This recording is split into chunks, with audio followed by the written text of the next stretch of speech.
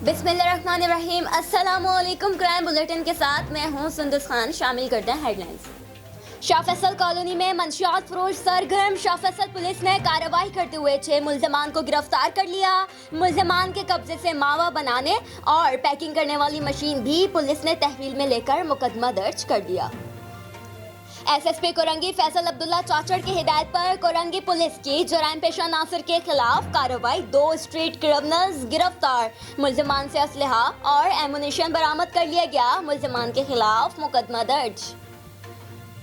बिन कासिम में street crime का ratio बढ़ने लगा। मलिर पुलिस ने कार्रवाई करते हुए बिन कासिम से स्ट्रीट क्रिमिनल साथी समेत गिरफ्तार कर लिया।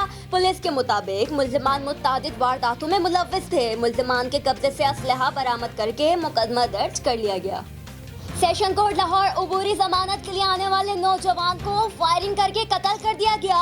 पुलिस के मुताबिक मुल्जिम ने एडिशनल सेशन जज के कमरे के बाहर फायरिंग की और फरार हो गया। मकतूल नवाज पर थाना शाहदरा टाउन में कत्ल का मुकदमा दर्ज था।